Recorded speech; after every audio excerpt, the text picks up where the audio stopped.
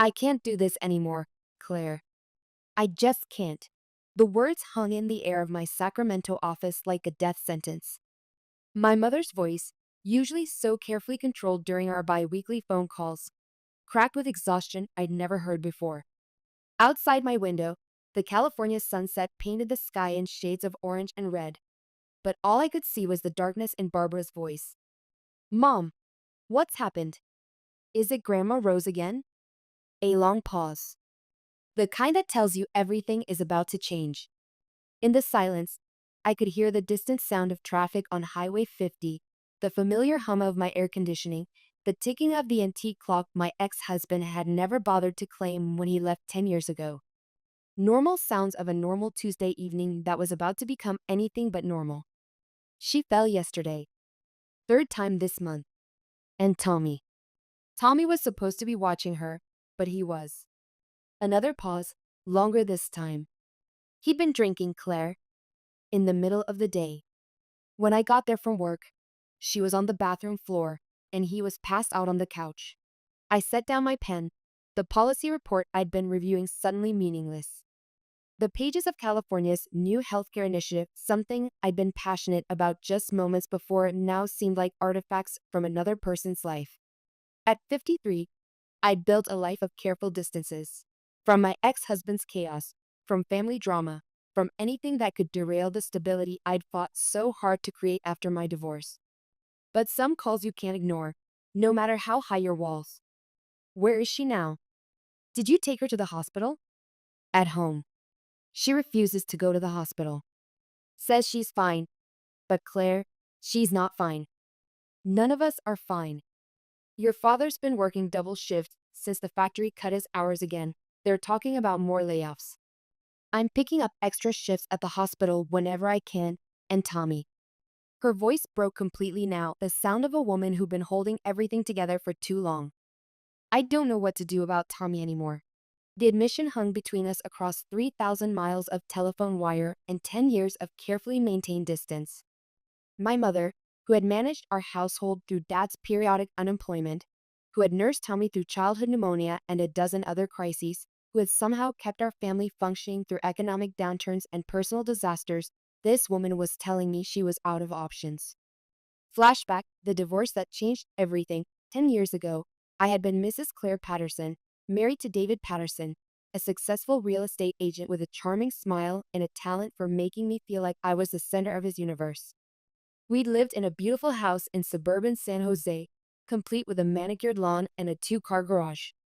I believed in the fairy tale so completely that I'd never thought to question why I didn't have access to our investment accounts, why David handled all the finances, why I was kept in the dark about so many aspects of our supposedly shared life.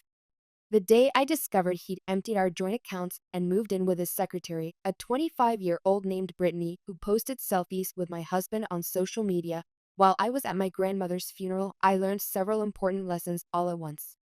I learned that trust without verification is just stupidity dressed up in pretty clothes. I learned that financial dependence is a cage that looks like love until someone locks the door. And I learned that sometimes the people who promise to protect you are the ones you most need protection from. The divorce had been swift and brutal. David kept the house, the investments, and most of our mutual friends. I kept my dignity, my maiden name, and a burning determination never to be that vulnerable again. Within 6 months, I'd moved to Sacramento and started my consulting business. Within 2 years, I was financially independent. Within 5 years, I was successful enough to buy my own house, maintain my own investments, and sleep soundly knowing that no one could pull the rug out from under me again. But success had come with its own price. I'd become an expert at emotional compartmentalization, at building walls that kept out potential hurt along with potential love. I scheduled my life like a business, maintained relationships at arm's length, and convinced myself that independence was the same thing as happiness. Present the decision, Mom. I'm coming home. The words surprised me as much as they surprised her.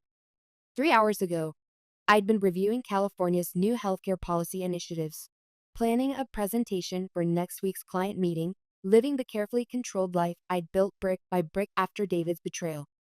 Now I was booking a red-eye flight to Pennsylvania. Claire, you don't have to do that. We'll figure something out. Tommy promised he'd get his act together, and your father thinks maybe if we just, Mom, stop. I'm coming home. This conversation is over. The firmness in my own voice surprised me. When had I become the kind of person who made declarations instead of requests? When had I learned to cut through the endless cycle of enabling and excuse making that had defined my family for as long as I could remember? As I packed my suitcase, my mind raced through logistics. I'd need to reschedule 3 client meetings, find someone to water my plants, figure out how long I'd be gone. My assistant would have to handle the Henderson Industries presentation, and I'd need to delegate the policy review to my junior associate. The practical concerns felt manageable, familiar territory for someone who'd built a career on solving problems. But underneath the practical concerns was something else. Guilt. The kind that sits in your chest like a stone, growing heavier with each month you tell yourself everything is fine from a distance. How long had I been pretending that my bi-weekly phone calls and monthly checks were enough? How long had I been using my success as an excuse to avoid the messy reality of family obligation? Flashback Tommy's childhood crisis. I was 15 when Tommy almost died. He was 8 years old, a bright, energetic kid who loved baseball and building elaborate Lego structures that took over the entire living room. Then came the pneumonia, not just the ordinary kind that responds to antibiotics and rest, but the severe, life-threatening kind that lands children in intensive care units while their families pray and bargain with God. I remember sitting in the hospital waiting room with Dad while Mom maintained her vigil beside Tommy's bed. The doctors spoke in careful, professional tones about respiratory distress and complications, but their eyes told a different story. They weren't sure he was going to make it. For 2 weeks, our family lived in that hospital. Dad slept in his chair when he slept at all, surviving on vending machine coffee and the sandwiches church ladies brought by. Mom never left Tommy's side, talking to him constantly even when he was unconscious, reading him stories and singing lullabies in a voice hoarse from exhaustion and fear. I shuttled between the hospital and home, keeping the house running and the bills paid, calling relatives with updates, and trying to maintain some semblance of normalcy in a world that had suddenly become terrifyingly fragile. At 15, I learned that sometimes children die, that families can be destroyed by circumstances beyond their control, and that the phrase, everything happens for a reason, is what people say when they can't bear to acknowledge that sometimes terrible things just happen. When Tommy finally turned the corner and began to recover, the relief was overwhelming. But something fundamental had changed in our family dynamic. Mom couldn't bear to let him out of her sight. Every cough sent her into a panic. Every scraped knee required immediate medical attention. Every challenge he faced became something she needed to solve for him. Dad tried to intervene, suggesting that maybe Tommy needed to learn some independence, but Mom would shut him down with reminders of how close they'd come to losing him. He needs us, she'd say, and the unspoken addition was clear. He needs us because he almost died, because he's fragile, because we can't risk losing him again. She was right that he needed them. She was wrong about everything else. Arrival, the shock of reality. The taxi dropped me off at 6:30 am, and the house that had once been the pride of Maple Street looked like it was surrendering to entropy. Dad's carefully maintained garden was overgrown with weeds and volunteer trees. The shutters needed paint, 3 newspapers lay scattered on the front walkway, and someone had left a bag of garbage on the porch where it had been torn open by animals. The key still worked, the same one Grandma Rose had given me when I was 12, for emergencies, she'd said with a wink. And for when you need a quiet place to think. The irony of that memory wasn't lost on me as I stepped into what could only be described as chaos. Empty beer bottles lined the coffee table in the living room, some still containing inches of flat, stale beer. Takeout containers covered the kitchen counter, some recent enough to still smell of grease and others old enough to have developed fuzzy patches of mold. The television was on, volume low, playing an infomercial for some miracle cleaning product that promised to restore surfaces to their original beauty. The smell hit me next, a combination of stale alcohol, old food, unwashed clothes, and something else I couldn't quite identify, but that made my stomach turn. This wasn't the house where I'd grown up. The house where Grandma Rose had taught me to bake chocolate chip cookies and where family dinners had been sacred rituals of connection and conversation. Claire? What the hell are you doing here? Tommy appeared at the top of the stairs, wearing yesterday's clothes and squinting against the morning light filtering through dirty windows. At 32, he looked older than I did, his face puffy and his eyes bloodshot. He'd been handsome once. I remembered the shy, sweet boy who'd recovered from pneumonia and grown into a teenager who made girls giggle and parents worry. But that boy was gone, replaced by this hollow-eyed man who seemed to be aging in dog years. Where's Grandma Rose? Still sleeping. Jesus, what time is it? 7 a.m. The fact that this seemed early to him told me everything I needed to know. Grandma Rose had been getting up at 5 every morning for 70 years, first to prepare for her teaching duties and later out of pure habit. She'd make coffee, read the newspaper, and tend to her small indoor garden before the rest of the world stirred. The fact that she was still in bed at 7 a.m. sent ice through my veins. Is she sick? Did something happen after the fall? Tommy rubbed his eyes, trying to focus. She's fine. Just tired. Old people sleep more, you know? But I did know, and that wasn't it. Grandma Rose slept exactly 7 hours per night and had for as long as I could remember. She claimed it was the secret to her longevity, along with daily walks and refusing to hold grudges. If she was still sleeping at 7 a.m., something was very wrong. The discovery Grandma Rose's reality. I found her in her bedroom, sitting in her favorite chair by the window, still wearing the same flower print dress she'd had on in the photo Mom had texted me 3 days ago. Her usually neat room was cluttered with unwashed dishes, an open mail, and clothes that needed to be laundered. The medication organizer that she'd used religiously for the past 5 years sat empty on the nightstand, and her blood glucose monitor was nowhere to be seen. Grandma? She looked up, and for a moment, her eyes were completely clear, the sharp blue eyes that had intimidated countless third graders over her 30-year teaching career. Claire, my beautiful Claire. You came home. Of course I did. How are you feeling? Mom said you had a fall yesterday. She touched a bruise on her arm, already turning yellow at the edges. The bruise was larger than what you'd expect from a simple fall, and there were older marks on her wrists that looked suspiciously like fingerprints. I'm fine, sweetheart. Just clumsy. Getting old isn't for the weak, you know. But she wasn't fine, and we both knew it. Her skin had the papery quality that comes with dehydration. Her hair, usually styled in the careful waves she'd maintained since the 1960s, was greasy and unkempt. Most concerning of all, she seemed smaller somehow, as if she was disappearing a little bit each day. Grandma, when did you last take your medication? Tommy takes care of all that now. He's such a good boy, Claire. He stays here with me, so I'm not alone. After your grandfather died.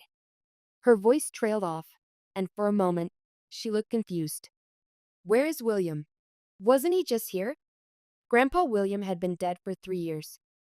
I began a systematic search of her room, looking for the pills she needed to manage her diabetes and blood pressure. What I found instead was a horror story told in small details. Prescription bottles with dates from 2 months ago, medical appointment cards for visits that had been missed, and bank statements that showed a pattern of withdrawals that made no sense for an elderly woman who rarely left the house. Flashback of Grandma Rose's wisdom during my divorce. When I was going through my divorce 10 years ago, I'd come home broken and bitter. David had emptied our joint account, moved in with his secretary, and had the audacity to suggest that our marriage had been dead for years, and that he was just finally being honest about it. I'd spent 3 weeks on Grandma Rose's couch, eating her chocolate chip cookies and wallowing in self-pity.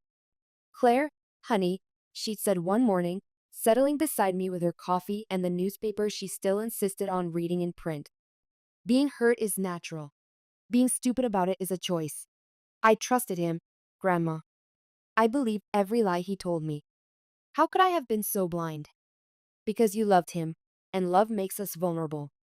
That says something beautiful about your heart. But now you know better. The question is, what are you going to do with that knowledge?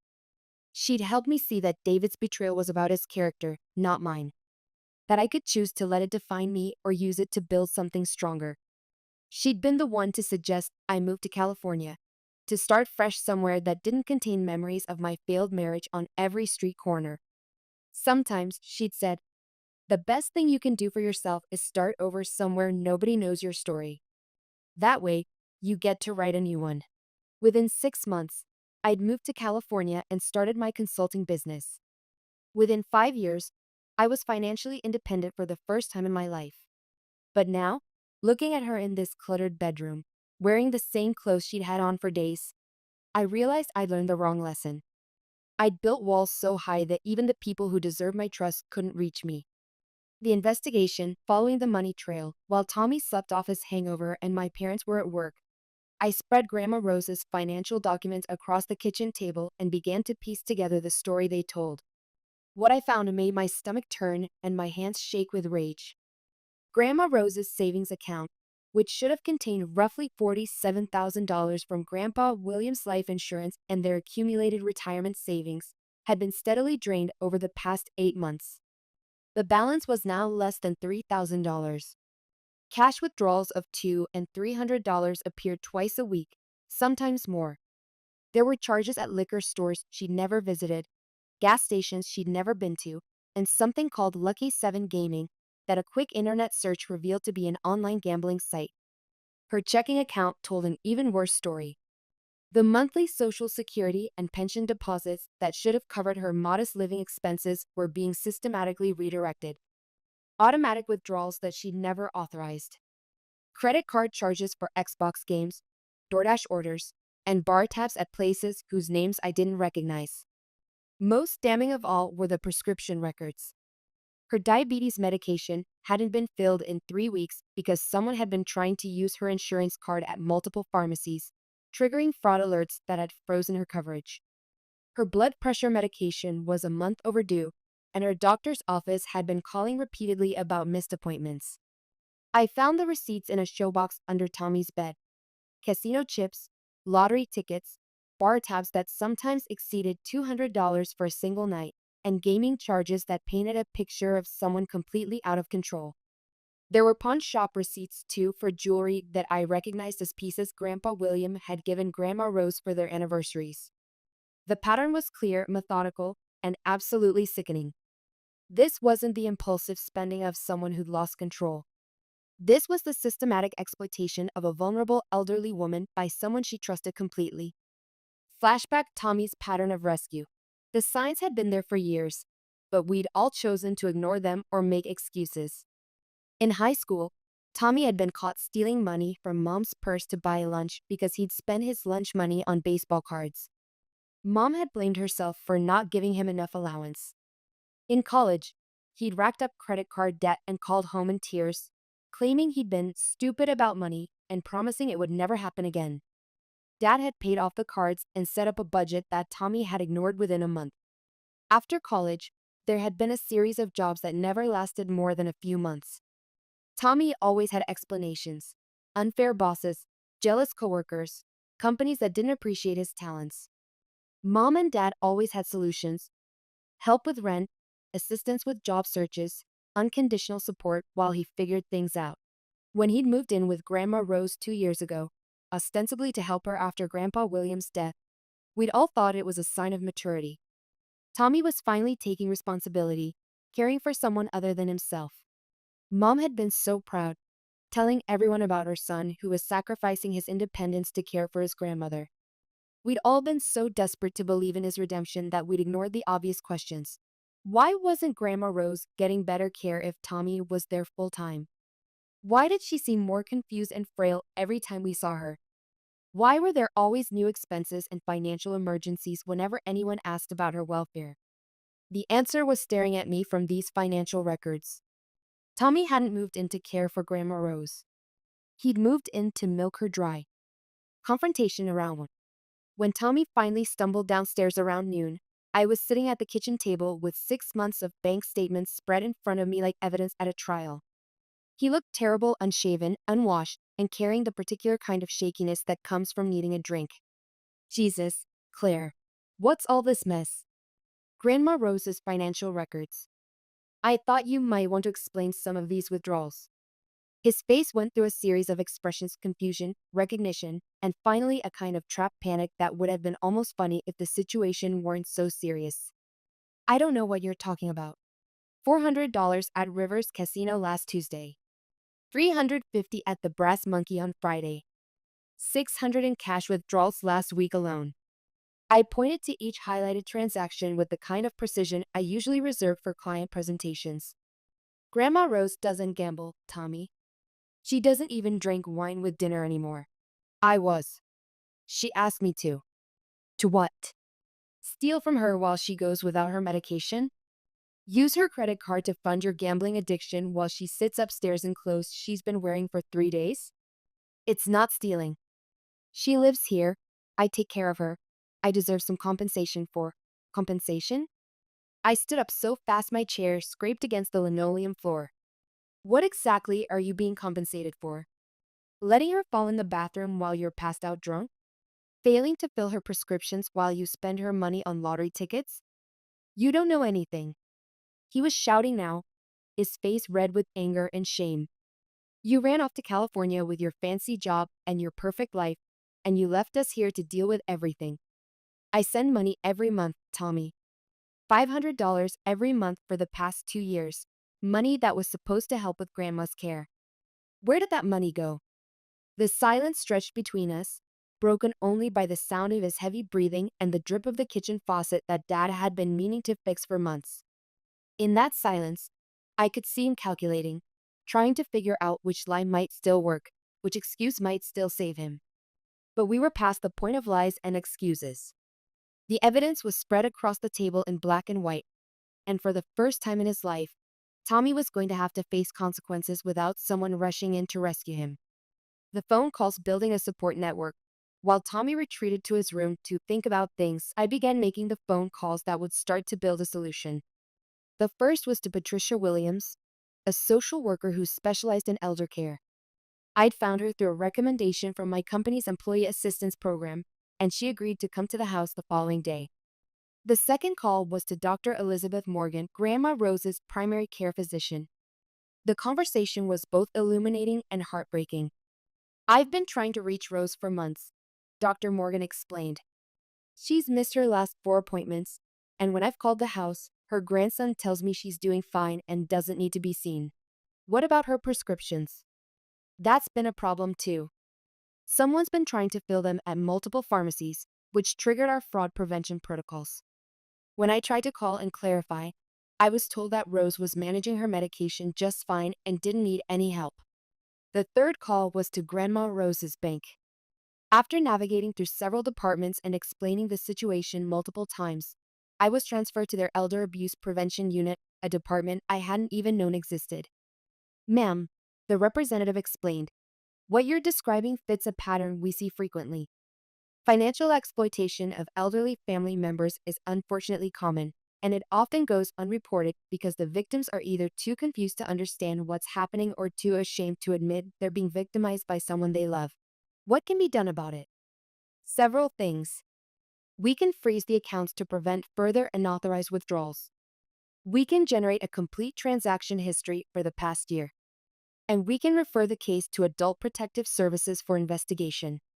Each phone call added another piece to the puzzle of Grandma Rose's deteriorating situation, and each piece made me angrier and more determined to fix what had been broken through years of neglect and enabling.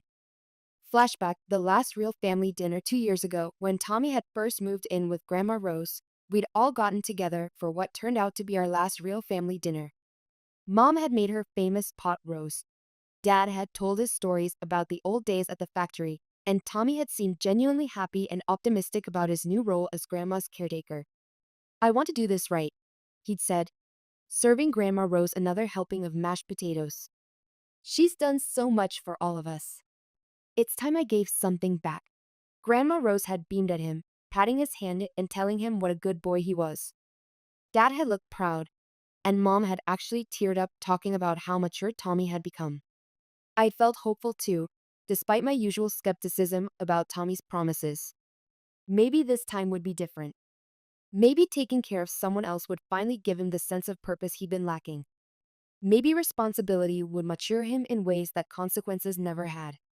But even then, there had been warning signs I'd chosen to ignore. Tommy had asked to borrow $50 before dessert, claiming he needed gas money to take Grandma Rose to the doctor the next day. When I'd offered to pay for the gas directly, he'd gotten defensive and changed the subject. Grandma Rose had seemed unusually tired, going to bed before 8 p.m. when she usually stayed up to watch the evening news. Looking back, I could see that the exploitation had probably started immediately. Tommy had simply been more careful about it in the beginning, taking smaller amounts and covering his tracks better. But as his addictions progressed and his desperation grew, he'd become sloppy. And Grandma Rose, dealing with the early stages of dementia and the grief of losing her husband, had been too vulnerable to protect herself. The family conference, Truth and Consequences. That evening, when Mom and Dad came home from their respective jobs, I called a family meeting. We sat around the same kitchen table where we'd eaten countless dinners, but the atmosphere was anything but nostalgic. The evidence of Tommy's financial abuse was still spread across the table, and the weight of what it represented hung over all of us like a storm cloud. I've spent the day reviewing Grandma Rose's situation, I began, keeping my voice steady and professional despite the anger burning in my chest. We need to talk about some serious problems. Dad looked exhausted, his factory uniform still dirty from his shift. His hands, once strong and steady from years of skilled labor, showed the tremor that had developed since his last layoff. Mom had changed out of her hospital scrubs but still carried the perpetual tension of someone who worked too many hours for too little pay. Tommy slouched in his chair, alternating between defiance and shame. "Claire, honey," Mom started, her voice already taking on the defensive tone I remembered from my childhood whenever anyone criticized Tommy. "I know things look bad, but we're managing. Tommy's been such a help. And, Mom, stop." I spread the bank statements across the table with the systematic precision of someone presenting evidence. "This isn't managing. This is financial abuse." The words hung in the air like an accusation. Which, I realized, they were. "That's a hell of a thing to say about your own brother," Dad said quietly, but his eyes were already moving across the bank statements, and I could see the moment when the pattern became clear to him. "It's the truth. Tommy has been systematically draining Grandma's accounts while her medication goes unfilled and her bills go unpaid. This isn't about family helping family. This is theft, and it's been going on for months." Mom's face had gone pale. "Tommy, is this true?" Tommy's composure cracked completely. Tears started streaming down his face, and for a moment, he looked like the 8-year-old boy who'd almost died of pneumonia instead of the 32-year-old man who'd been stealing from his grandmother. "I never meant for it to get this bad," he whispered. "I was going to pay it back when I got back on my feet. I was going to win it back at the casino and put everything right." "When exactly was that going to happen?" I asked, keeping my voice level despite the fury building inside me. "When you sobered up. When you stopped gambling. When you got a job that lasted more than 3 weeks." "Claire, that's enough," Mom said sharply, but her voice lacked its usual conviction. "Is it enough, Mom? Is it enough that he's stolen nearly $50,000 from an elderly woman with dementia? Is it enough that her blood pressure is dangerously high because she can't get her medication? Is it enough that she's been sitting upstairs in dirty clothes because he's too drunk to help her shower?" The kitchen fell silent except for the hum of the refrigerator and Tommy's quiet sobbing. I looked at my family, really looked at them for the first time in years. Mom's hands were shaking with exhaustion and stress. Dad's shoulders were hunched with the weight of problems he didn't know how to solve. Tommy was falling apart right there at the table. And suddenly, I wasn't just angry anymore. I was heartbroken. Flashback, the intervention that never happened 5 years ago, when Tommy had been arrested for his second DUI, I'd flown home and proposed that we stage an intervention. I'd researched treatment facilities, found a counselor who specialized in addiction, and prepared a comprehensive plan for getting Tommy the help he needed. "He's not that bad off," Mom had protested. "He just made some poor choices. He doesn't need some expensive treatment center. He was drunk at 2 in the afternoon, Mom. He crashed his car into a school zone sign. What if there had been children around?" "But there weren't," Dad had said, as if Tommy's luck somehow negated the danger he'd posed. "He's learned his lesson. Sometimes people need to hit bottom before they can climb back up." "This isn't bottom yet." Mom had looked at me with the kind of disappointment usually reserved for children who'd failed to understand something obvious. "Family doesn't give up on family, Claire. We stick together and work through problems." We don't ship people off to institutions because they're going through a rough patch. So instead of an intervention, there had been another rescue. Dad had hired a lawyer to minimize the charges. Mom had taken time off work to drive Tommy to court appearances and community service obligations. I'd written a check to cover the fines and the increased insurance premiums. And Tommy had learned exactly the lesson we taught him. No matter how badly he screwed up, someone would always be there to clean up the mess. The professional perspective, Patricia Williams arrived the next morning with a thick folder and a manner that managed to be both gentle and absolutely no nonsense. She was probably in her late 50s, with gray hair pulled back in a practical ponytail and eyes that had clearly seen every variation of family dysfunction multiple times. "Mrs. Morrison," she said to my mother after settling into Grandma Rose's living room, "I've reviewed the information Claire provided, and I'm concerned about several serious issues." Mom sat stiffly on the couch, her defensive walls firmly in place. Dad fidgeted with his coffee cup, clearly uncomfortable with having a stranger examine our family's problems. Tommy had disappeared upstairs the moment Patricia arrived, claiming he wasn't feeling well. "First, let's talk about Rose's medical care. When was her last comprehensive health evaluation?" "I'm not sure exactly," Mom admitted. "Tommy usually handles her medical appointments." "And where is Tommy today?" He's he's not feeling well." Patricia made a note in her folder. "Rose needs immediate medical attention. Her diabetes isn't being properly managed. Her blood pressure medication has been discontinued, and she shows signs of dehydration and possible depression." "We're doing our best," Mom said defensively. "I understand this is difficult, Mrs. Morrison. Family caregiving is one of the most challenging responsibilities anyone can take on. But sometimes our best isn't enough. Sometimes we need to acknowledge that we're in over our heads and ask for professional help." "What are you suggesting?" "Several things. Rose needs to see her doctor immediately for a complete evaluation. She needs her medications restored and properly managed. And she needs a safe living environment where her welfare is the primary concern."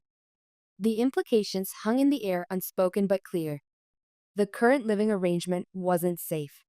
Tommy wasn't a caregiver. He was a liability. The medical assessment, Dr. Morgan agreed to make a house call that afternoon, something she rarely did but felt was necessary given the circumstances. What she found confirmed my worst fears. Grandma Rose's blood pressure was dangerously elevated. Her blood glucose levels were wildly unstable. She was dehydrated, malnourished, and showed signs of medication withdrawal that could have been life-threatening if allowed to continue. "Rose," Dr. Morgan said gently, sitting beside her on the bed, "when did you last take your heart medication?" Grandma Rose looked confused, glancing toward the empty pill organizer on her nightstand. "Tommy gives me my pills every morning with breakfast." "What did you have for breakfast today?" I don't remember." "Was I supposed to have breakfast?" Dr. Morgan caught my eye and shook her head slightly. We stepped into the hallway for a private conversation. "Claire, I need to be direct with you. Your grandmother's condition is serious. The medication interruptions could have caused a stroke or heart attack. The dehydration has likely contributed to her confusion and disorientation. And frankly, she shows signs of depression that suggest she's aware, on some level, that she's not being properly cared for." "What needs to happen now?" "Immediately. She needs to be hospitalized for stabilization. Her medications need to be restored gradually and under medical supervision. Once she's stable, she needs to be in an environment where her care is properly managed." "You mean she can't stay here?" "Not under the current circumstances, no. I'm sorry, but I have to recommend that she be placed in a facility that can provide the level of care she needs." Flashback Grandma Rose's teaching philosophy. When I was in high school and struggling with calculus, Grandma Rose had offered to tutor me. She'd been retired for several years by then, but she still maintained the organized approach that had made her one of the most respected teachers in the district. "The key to solving any problem," she'd explain, "is breaking it down into manageable pieces. Don't look at the whole equation and get overwhelmed. Take it step by step, solve each piece, and trust that the solution will emerge." We'd spent hours at her kitchen table, working through problems that had seemed impossible until she showed me how to approach them systematically. She'd been endlessly patient, explaining concepts in different ways until something clicked, celebrating small victories and treating mistakes as learning opportunities. Claire, she'd said one evening after I'd finally mastered a particularly difficult concept, you have a good mind for solving problems. Don't ever let anyone convince you that you're not smart enough to figure things out. Sometimes the answer isn't obvious right away, but if you keep working at it and don't give up, the solution will come. Now, sitting in her bedroom while Dr. Morgan explained her medical needs, I could hear her voice from all those years ago. This was just another problem that needed to be broken down into manageable pieces. Take it step by step. Solve each piece. Trust that the solution will emerge. The hospital admission, convincing Grandma Rose to go to the hospital was harder than I'd expected. She'd become suspicious of medical professionals over the past months, probably because Tommy had been intercepting calls and messages from her doctor's office. I don't need to go to the hospital, she insisted, clutching my hand with surprising strength. Tommy takes good care of me. I just need to rest. Grandma, you haven't been taking your medication. That's why you feel so tired and confused. I take my pills every day. Tommy brings them to me with my coffee. I gently showed her the empty pill organizer. When did you last see Tommy give you pills? She stared at the organizer for a long moment, and I could see her trying to remember, trying to make sense of days that had blurred together in a haze of neglect and confusion. I, I don't remember, she finally admitted, and the confusion in her voice broke my heart. The ambulance arrived quietly, without sirens, and the paramedics were gentle and professional as they helped Grandma Rose onto the stretcher. She held my hand during the entire ride to the hospital, occasionally asking where we were going and why, her short-term memory already compromised by the medication withdrawal and dehydration. At the hospital, the emergency room staff moved with efficient urgency. 4 fluids, blood tests, cardiac monitoring, all the interventions that should have happened weeks ago. I sat beside her bed, holding her hand and watching her face relax as proper hydration and medication began to restore some clarity to her thinking. Claire? She said suddenly, her voice stronger than it had been in days. Are we at the hospital? Yes, Grandma. Dr. Morgan wanted to make sure you're okay. She was quiet for a moment, processing this information. How long have I been sick? It was such a simple question, but the answer was so complicated. How do you tell someone that they've been slowly poisoned by neglect? That their own grandson has been stealing from them while they deteriorated? That their family has been in denial about the extent of their vulnerability? You haven't been taking your medication properly, I said carefully. That's why you've been feeling confused and tired. Tommy was supposed to. She stopped, and I could see her mind working, trying to piece together memories that didn't quite fit. Claire, I think I need help. Real help. The confrontation around 2. When I returned to the house that evening, I found Tommy in the kitchen, drinking beer and looking belligerent. The hospital discharge papers and medication schedule I'd received were spread on the counter, and he'd clearly been reading them. So you had her committed, he said without looking up. I had her hospitalized because her blood pressure was stroke level and she was severely dehydrated. Because someone hasn't been giving her medication for weeks. I gave her pills every morning. What pills, Tommy? Her prescriptions ran out a month ago, and you never refilled them. He was quiet for a moment, trapped by the simple facts of the situation. I meant to. I kept meaning to, but the pharmacy was being difficult about the insurance, and I had to work. And you don't work, Tommy. You haven't held a job for more than a few weeks in 2 years. That's not true. Prove it. Show me pay stubs. Show me an employment contract. Show me anything that demonstrates you've been doing something other than stealing from Grandma Rose and lying to the rest of us. He couldn't, of course, because there was nothing to show. You know what your problem is, Claire? His voice was getting louder, more aggressive. You think you're so much better than the rest of us. You think your money and your fancy job make you special. My money? I laughed, but there was no humor in it. Tommy, I've been sending $500 a month to help with Grandma's care. Where did that money go? It went to her care. Food, utilities, keeping this house running. Show me the receipts. Show me the grocery bills, the utility payments, the house maintenance. Show me anything that proves you spent my money on Grandma Rose instead of on gambling and alcohol. Again, silence. Because there were no receipts. There was no accounting. There was just a long pattern of taking money meant for an elderly woman's care and spending it on his own addictions. Flashback, the promises that were never kept. There had been so many promises over the years. Tommy promising to get sober after his first DUI. Tommy promising to find steady work after dropping out of college. Tommy promising to pay back the money he'd borrowed from Dad's retirement fund. Tommy promising to take better care of himself, his responsibilities, his relationships. Each promise had been delivered with such sincerity, such apparent commitment to change, that we'd all wanted to believe it was true. And when the promises were inevitably broken, there was always an explanation that made the failure seem like a temporary setback rather than part of a larger pattern. The job ended because the boss was unreasonable. The sobriety lapsed because of stress. The money disappeared because of unexpected expenses. There was always a reason that made the failure seem understandable, forgivable, and definitely not Tommy's fault. But this time was different. This time, the victim of his broken promises wasn't just himself or even our parents. This time, he'd been stealing from a vulnerable elderly woman who trusted him completely. This time, his mistakes could have killed someone. The difficult decisions. The next morning, I met with Patricia Williams, Dr. Morgan, and a representative from Adult Protective Services to discuss Grandma Rose's options. The conversation took place in a sterile conference room at the hospital, with fluorescent lights humming overhead and the distant sounds of medical equipment beeping in other rooms. Rose can't return to her current living situation, Dr. Morgan said without preamble. The medical neglect she's experienced puts her at serious risk for future complications. The Adult Protective Services representative, a soft-spoken woman named Janet Rodriguez, consulted her notes. We're opening a formal investigation into the financial exploitation. The bank records you provided show a clear pattern of unauthorized transactions totaling nearly $50,000 over the past 18 months.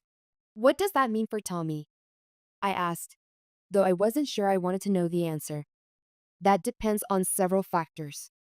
Whether your grandmother wants to press charges, whether the district attorney decides to prosecute, whether Tommy cooperates with the investigation and shows genuine commitment to treatment.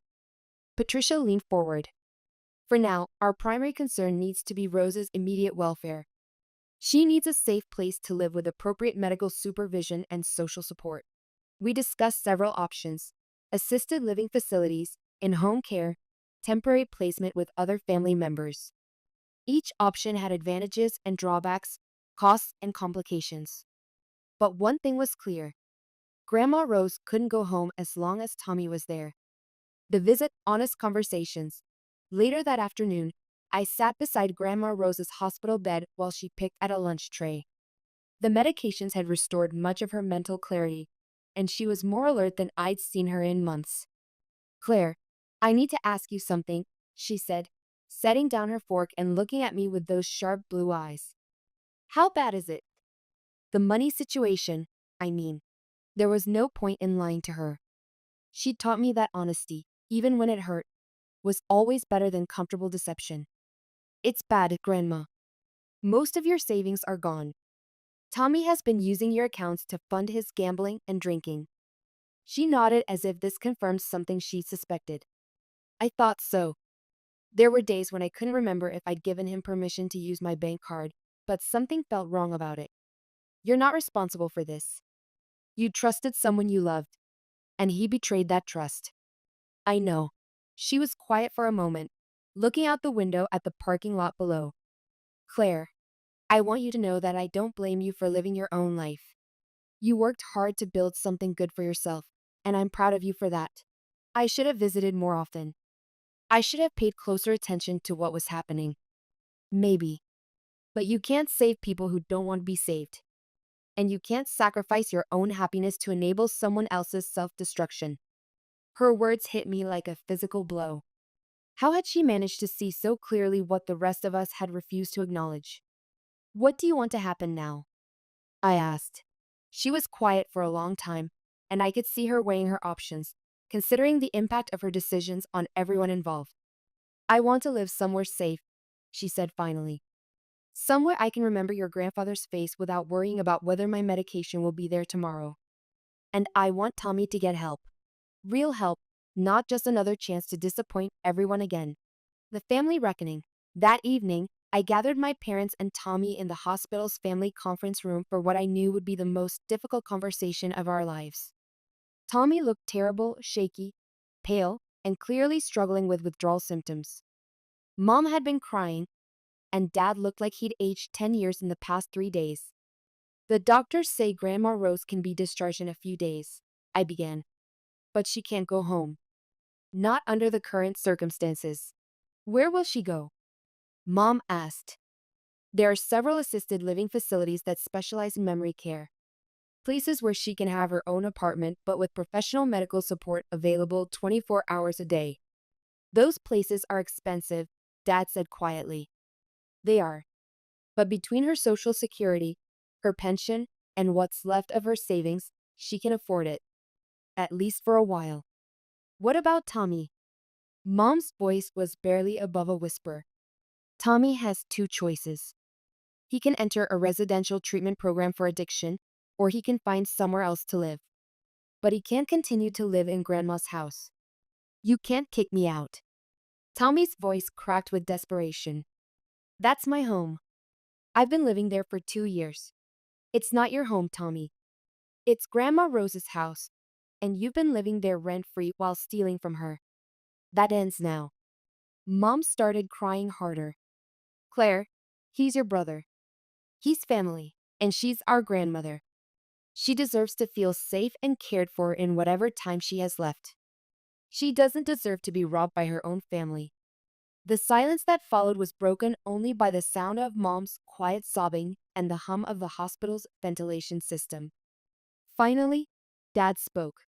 What kind of treatment program? I pulled out the brochures Patricia had given me. There are several options. Inpatient programs that last 30 to 90 days, followed by outpatient support and counseling. Programs that address both the alcohol dependency and the gambling addiction. I don't need treatment, Tommy said, but his voice lacked conviction. You've stolen $50,000 from an elderly woman while she went without medical care. You absolutely need treatment. What if he refuses? Dad asked.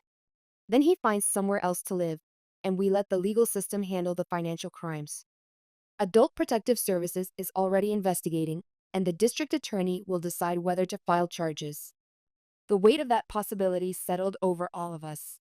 Tommy could face felony charges for elder abuse and financial exploitation. He could go to prison. Flashback of the grandfather's wisdom.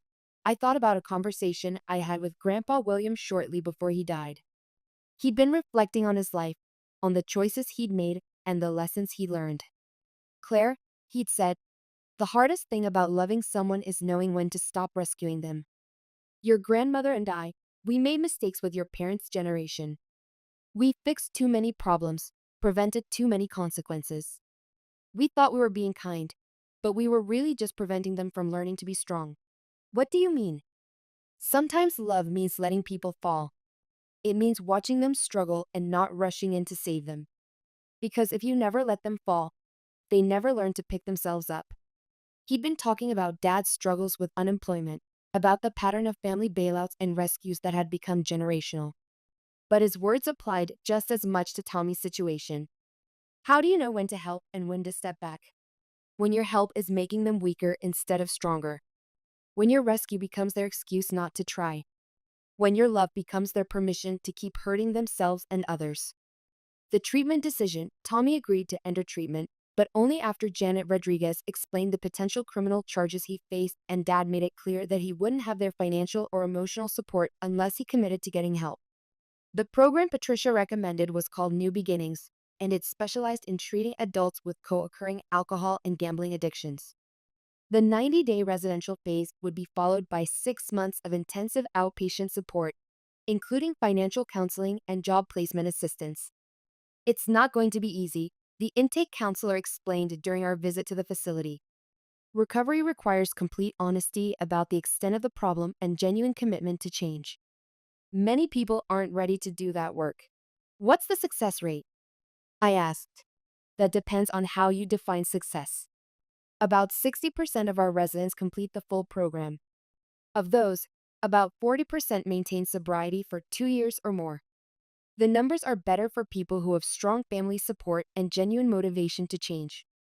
Tommy would start the program the following week. In the meantime, he would stay with mom and dad, but under strict conditions: no access to cash or credit cards, no unsupervised time, and daily attendance at AA meetings. Finding Grandma Rose a new home. The assisted living facility we chose for Grandma Rose was called Willowbrook Senior Living, and it felt more like a small apartment complex than an institution.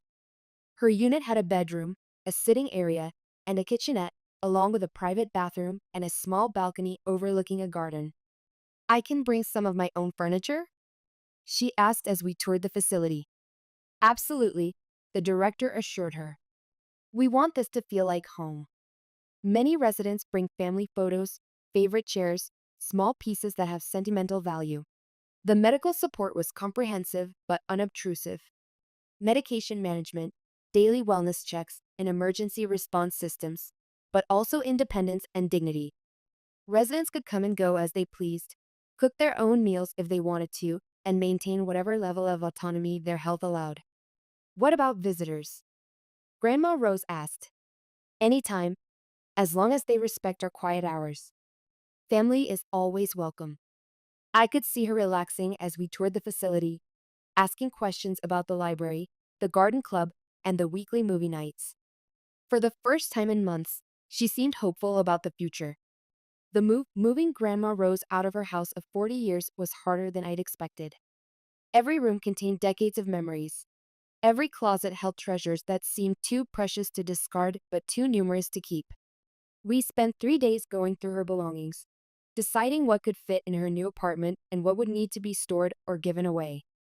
She was surprisingly practical about most things, but there were moments when the weight of leaving her life behind became overwhelming. This was William's favorite chair, she said, running her hands over the worn fabric of the recliner where he'd watched television every evening. He sat here to read the newspaper every morning for 20 years. We can take it to your new place if you want. No, it's too big. But maybe. She opened the drawer in the side table and pulled out a small photo album. Maybe just this. Pictures of him in his chair, in this room. That way I can remember. We packed carefully. Her bedroom furniture, her favorite books, the china set she'd inherited from her own grandmother, and dozens of family photos. The rest would be donated or sold, but those decisions could wait until after she was settled. Tommy helped with the packing, though he was clearly struggling with withdrawal symptoms and the weight of his guilt. He was gentle with her belongings, careful with her treasures, and I could see glimpses of the boy he'd been before addiction took hold of his life. I'm sorry, Grandma, he said quietly as we loaded the last box into the moving truck. I'm sorry for everything. She hugged him tightly, this woman who'd been victimized by his addiction but who still loved him unconditionally. I know you are, sweetheart. Now you need to get better, for yourself and for all of us. The new beginning, Grandma Rose's first week at Willowbrook went better than any of us had hoped. She joined the book club, started helping with the facility's garden, and made friends with several other residents. The staff was attentive but respectful, and her medical needs were being properly managed for the first time in months. I visited every day, helping her settle in and adjust to her new routine. We unpacked her belongings together, arranged her furniture, and hung family photos on the walls. Slowly, the apartment began to feel like home. Claire, she said one afternoon as we sat on her balcony watching other residents tend the garden below, I want you to know that you did the right thing. All of it, the hospital, this place, making Tommy face his problems. It couldn't have been easy, but it was right. I keep wondering if there was another way, something that could have kept the family together. Sweetheart, sometimes keeping a family together means making hard choices. Sometimes love means saying no instead of yes, means enforcing boundaries instead of enabling bad behavior. She was right, but it still hurt. The family I'd grown up in, the one where we all pretended Tommy's problems were temporary setbacks instead of serious addictions, was gone. In its place was something messy but potentially healthier, built on honesty instead of enabling. Tommy's progress slow and uncertain. Tommy's first weeks in treatment were rocky. He called home several times, claiming the program was too strict, the counselors were unfair, and the other residents were worse off than he was. Each time, Mom wanted to rescue him, and each time, Dad and I had to remind her that rescue wasn't love. He sounds so sad, she said after one particularly difficult phone call. Maybe we should visit, bring him some home-cooked food, let him know we still love him. Mom, the program specifically says no family visits for the first month. They need time to break down his patterns of manipulation and excuse-making. Manipulation? That's a terrible thing to say about your own brother. But it wasn't terrible if it was true. Tommy had been manipulating all of us for years, using our love for him as a weapon against our better judgment. The treatment program was designed to help him develop healthier ways of relating to family and managing his problems. 3 weeks into the program, I received a call from his counselor. Tommy is making progress, she reported, but it's slow. He's beginning to acknowledge the extent of his addiction and the harm it's caused, but he's still resistant to taking full responsibility for his choices. What does that mean practically? He talks about his gambling as something that happened to him rather than something he chose. He describes the theft from your grandmother as a series of mistakes rather than a pattern of exploitation. We're working on helping him see the difference. Flashback, the teaching moment.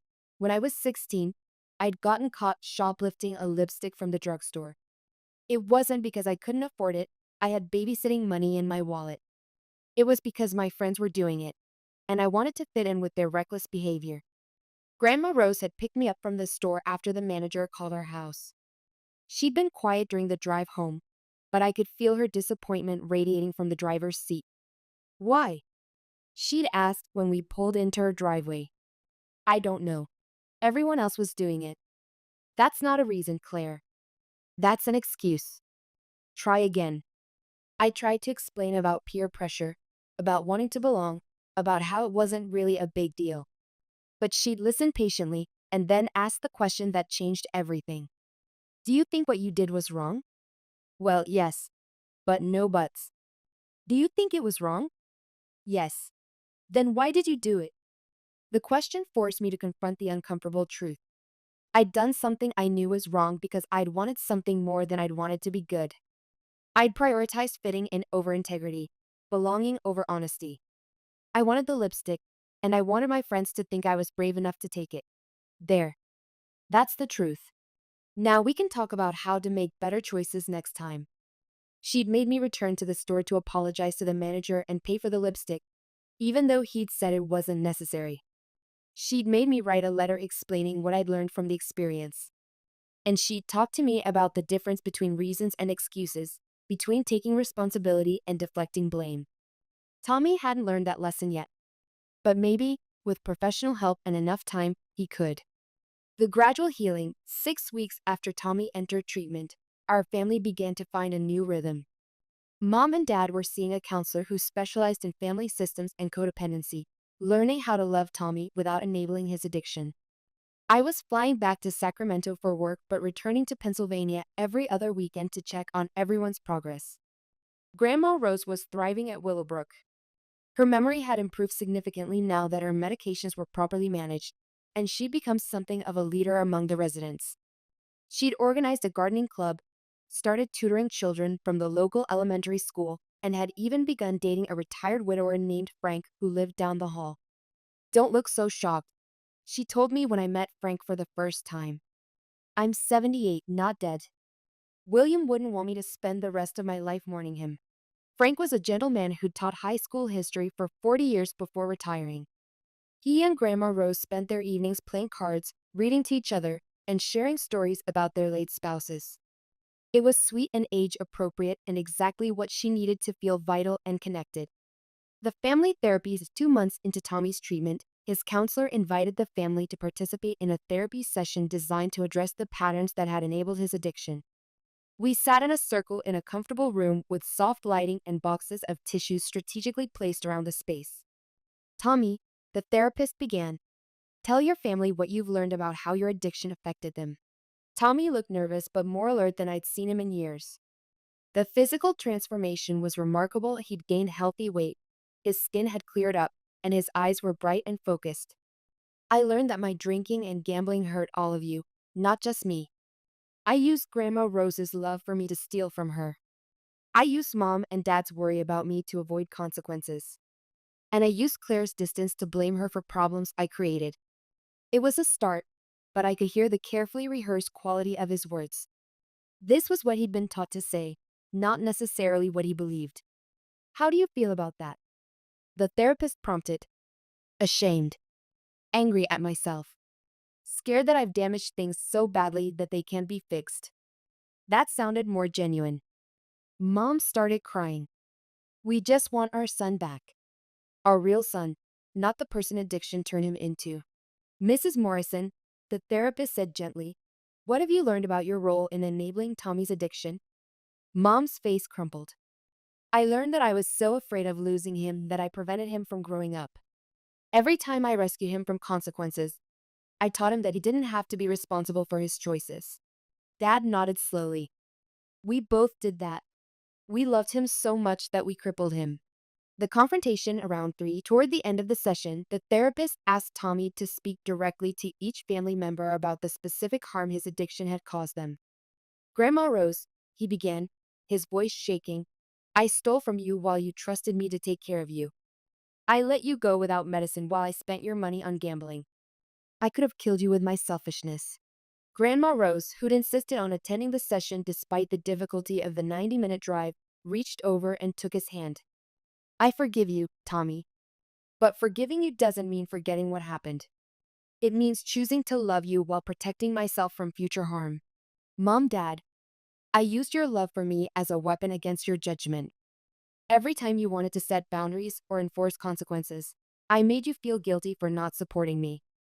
I taught you that love meant never saying no to me. Mom was sobbing now, but she managed to speak.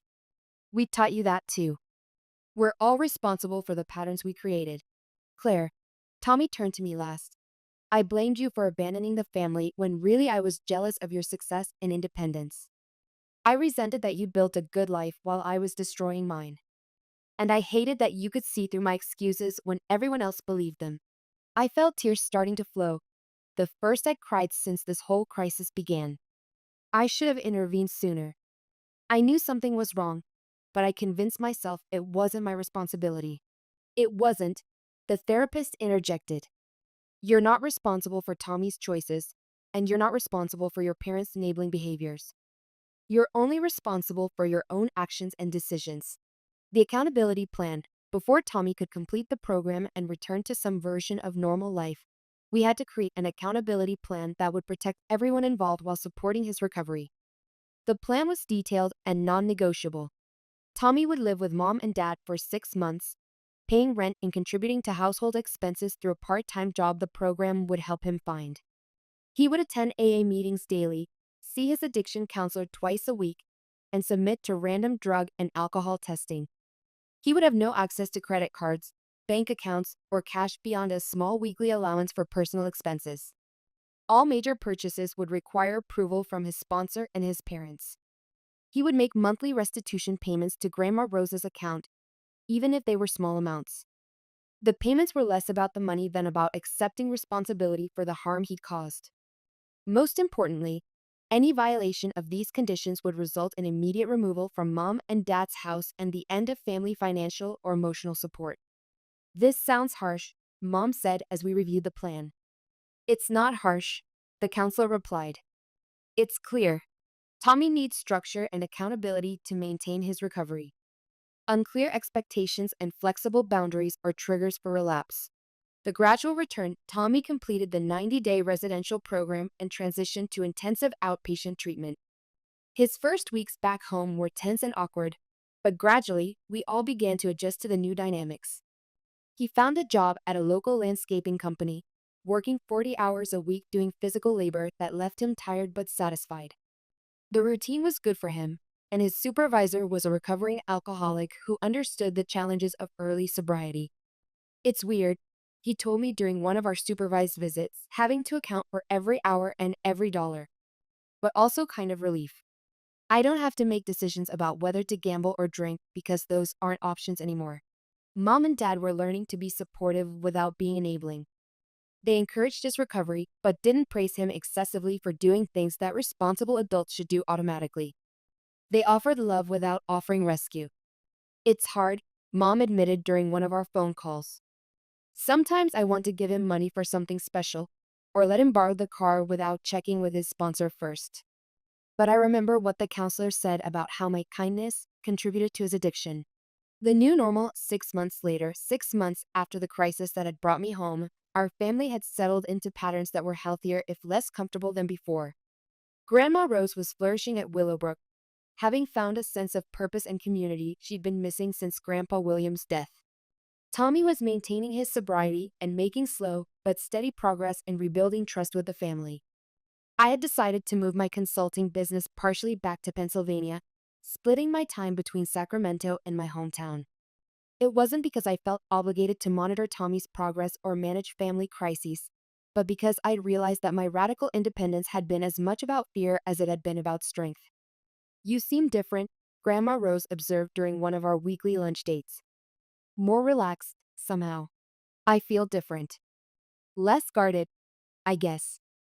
Less afraid that caring about people will automatically lead to being taken advantage of." It took courage to come home and deal with all this mess. A lot of people would have just sent money and hoped for the best. Sending money was exactly the wrong thing to do. It just enabled the dysfunction to continue. She smiled, the same wise smile I remembered from childhood. Sometimes the most loving thing you can do is the hardest thing. You saved this family by refusing to pretend everything was fine. Epilogue 1 year later. I'm writing this from my home office in Sacramento, but tomorrow I fly back to Pennsylvania for Grandma Rose's 79th birthday party. It will be held in Willowbrook's community room, and the guest list includes her new boyfriend Frank, her friends from the gardening club, and all of us, her real family and her chosen family. Tommy will be there too. He's been sober for 14 months now, longer than any previous attempt. He's still living with Mom and Dad, but he's saving money for his own apartment and talking about maybe going back to school to study addiction counseling. The restitution payments to Grandma Rose are small but consistent, a monthly reminder of the commitment he's made to accountability. Mom and Dad are doing well. Dad is planning to retire next year, confident for the first time that Tommy won't need constant financial support. Mom has learned to express love through encouragement rather than rescue, and she's discovered that she actually enjoys having adult relationships with her children instead of managing their problems. As for me, I've learned the difference between healthy boundaries and defensive walls. I've learned that you can love people without enabling their dysfunction, and that sometimes the most generous thing you can do is refuse to participate in someone else's self-destruction. My phone rings as I finish packing for tomorrow's flight. For a split second, my heart rate spikes, the conditioned response to family phone calls that might bring crisis. But it's just Grandma Rose, calling to make sure I remember to bring the photo albums she wanted to show Frank. Of course I remembered, I tell her. "I'll see you tomorrow.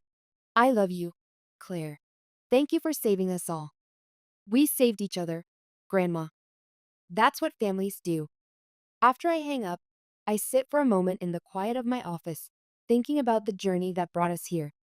It wasn't the family story I would have chosen, full of addiction and financial abuse and painful confrontations. But it was honest in a way our old story never was. And sometimes honesty, even when it hurts, is the foundation for something better. Outside my window, the California sunset is painting the sky in familiar shades of orange and red. Tomorrow I'll wake up in Pennsylvania, in the house where I grew up, surrounded by family members who've learned to love each other without destroying themselves in the process.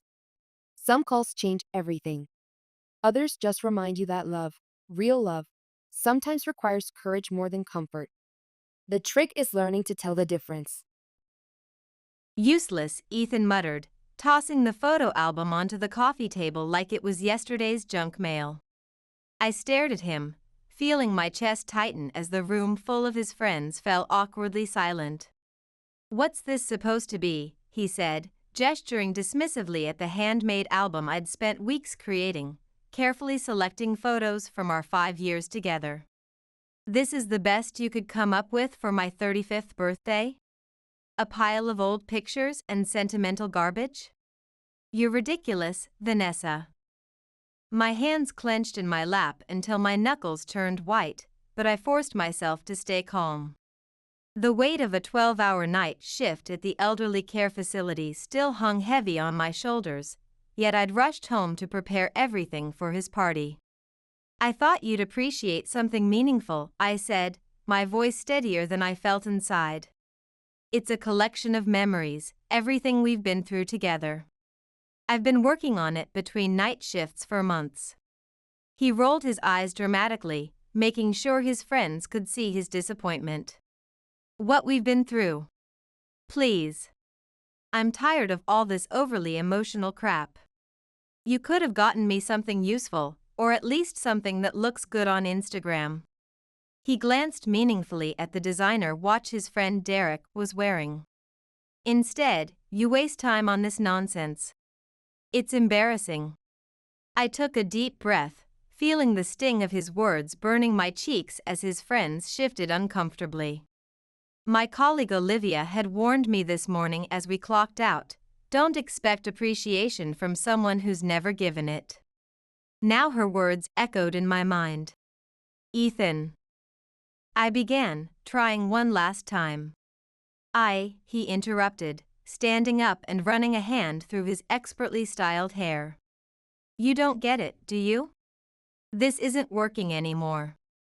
You're not working anymore. I need someone who understands my position, someone who can actually add value to my life, not drag me down with this pathetic attempt to be thoughtful. My stomach twisted into a painful knot.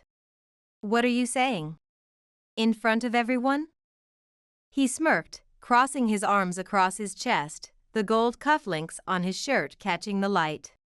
I'm leaving you, Vanessa. I've met someone else. Amber. She's 23, exciting, and she actually knows how to have fun and make me look good. Unlike you, who smells like hand sanitizer and old people half the time.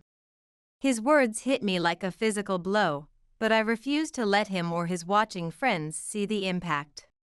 5 years of marriage reduced to this public humiliation.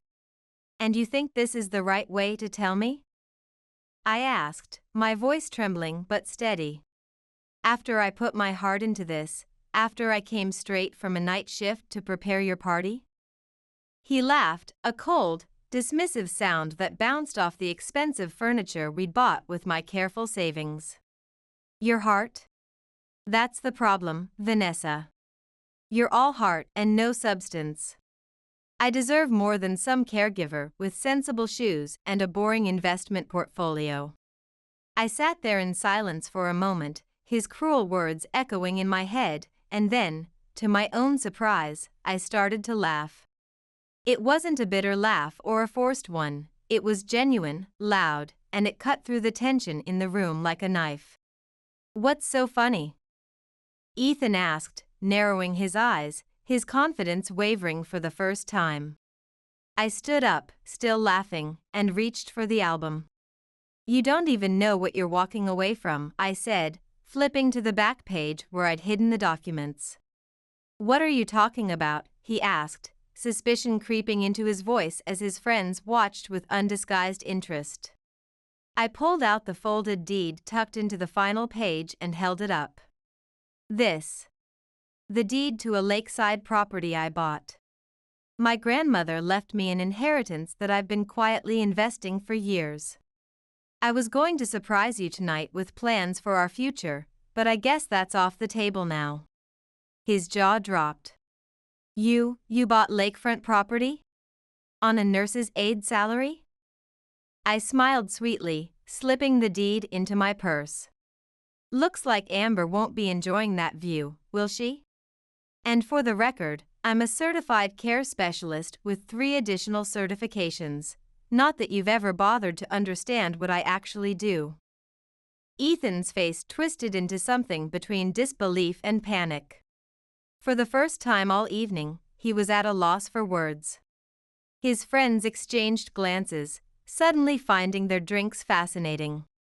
You bought property, he finally stammered, his smug confidence crumbling like a sand castle at high tide. Since when do you make financial decisions like that? And where did you even get the money? I tilted my head, my smile never wavering. Since I realized I can't depend on you for anything meaningful, Ethan. While you were busy finding excitement with a 23-year-old fitness instructor, I was building our future. Did you know that elderly patients often share their financial wisdom when you actually listen to them? Mrs. Abernathy taught me everything about municipal bonds before she passed. He opened his mouth to retort but closed it again, his eyes darting to the album still lying on the coffee table. It was as if he were trying to figure out how this opportunity had slipped through his manicured fingers. You're overreacting, he said finally, though his voice lacked conviction. This doesn't change anything. Amber and you? I cut him off, shaking my head. Ethan, I don't care. Take her, take your exciting life, and get out of mine. You've made it abundantly clear where I stand while I've been working night shifts caring for people who actually appreciate compassion and intelligence. I walked out of the living room and into the bedroom we once shared, the sound of Ethan's sputtering excuses following me as I packed an overnight bag. I could hear him pacing in the hallway, probably trying to figure out how to salvage both his ego and his financial prospects without admitting he'd completely miscalculated. I paused for a moment, staring at the photos on the dresser, wedding pictures, trips we'd taken, moments that once seemed so full of promise. They felt like artifacts from a stranger's life, one I'd been clinging to for far too long while ignoring the growing distance between us. By the time I returned to the living room, Ethan was standing by the door, his arms crossed in what I assumed was an attempt to look composed, though his right eye twitched nervously. Most of his friends had made hasty exits, leaving only Derek, who was pretending to be fascinated by something on his phone. You're really just going to leave? Ethan asked, his tone incredulous. On my birthday? I am, I said simply, brushing past him. Happy birthday. Consider this your gift, freedom from your boring, substantive wife. This is ridiculous, he snapped, his designer watch glinting as he gestured wildly. You're being petty, Vanessa. You'll regret this. Who's going to cover the mortgage payment next month? I paused at the door, turning back to face him. The house is in my name, Ethan. Always has been. Maybe check the paperwork sometime instead of just signing where the realtor points. And for the record, the mortgage was paid off last year. Another investment decision you were too busy to notice. With that, I stepped outside, the cool evening air washing over my face like a balm. I felt the weight of Ethan's expectations lift off my shoulders, 5 years of compromise and criticism falling away with each step. As I drove off in my practical but reliable sedan, the property deed safely tucked in my bag, I realized I wasn't leaving with just my belongings. I was leaving with something far more valuable, the clarity that I deserved better, and the financial independence to make it happen. Let Ethan have his fun with Amber. I was done playing the part of the invisible, underappreciated wife in his shallow, image-obsessed little game. I drove straight to Olivia's apartment. After 6 years as colleagues at Pinegrove Care Center, she was the only person I could think of who would truly understand what had just happened without judgment. When she opened the door, her dark hair pulled back in a messy bun, she took one look at me and frowned. What did Mr. Real Estate Hotshot do this time? She asked, immediately sensing something was wrong. Can I come in? I asked, my voice steady but exhausted. The adrenaline that had carried me through the confrontation was starting to wear off, leaving me hollow. She stepped aside, waving me in. Of course. Kitchen or living room? Jake's at his dad's this weekend, so we've got the place to ourselves. Kitchen, I said, knowing she'd already be reaching for the emergency wine she kept for nights like this. Minutes later, we were seated at her small kitchen table, a glass of Merlot in front of me and her undivided attention across from me. The apartment was modest but warm, nothing like the showpiece home I'd shared with Ethan, but somehow infinitely more welcoming. "So," she said, leaning back in her chair, tucking one leg underneath her, "spill." I took a deep breath, recounting everything from the photo album to Ethan's cruel words to his grand announcement about Amber. I showed her the WhatsApp messages that had already started flooding in, 14 unread notifications blinking on my screen like angry fireflies. "He did this at his own birthday party?" Olivia asked incredulously. "With all his pretentious friends watching?" I nodded, sipping my wine. Apparently Amber is more exciting than someone who works 12-hour shifts caring for the elderly. By the time I got to the part about the lakefront property, her jaw had dropped. "He called you useless? After all you've done? And then had the audacity to tell you he was leaving for some 23-year-old fitness instructor? While you were standing there in your work shoes, probably still exhausted from your shift? Are you kidding me?" I shook my head, swirling the wine in my glass. "Nope. That's Ethan. Always so self-assured, always thinking I'd just roll over and accept whatever crumbs of attention he decided to throw my way." "But you didn't," Olivia said, a smile breaking through her anger. "You walked out. You took the deed. And honestly, Vanessa, good for you. I've been watching him undermine you for years. Remember when he forgot to tell his parents you'd been promoted to care coordination specialist? Or when he introduced you as just a nurse at his company party?" Hearing her say it out loud made something inside me shift. I hadn't just walked away from Ethan, I'd walked away from years of trying to be someone he could appreciate, someone who would never be enough for him no matter how hard I worked or how carefully I planned our future. "What now?" Olivia asked, snapping me out of my thoughts. "I don't know," I admitted, rubbing my temples. "I've been so wrapped up in making our marriage work, in building a future while he was busy building his image, I don't even know who I am outside of it anymore." Olivia reached across the table and placed a hand over mine. "You'll figure it out. One step at a time.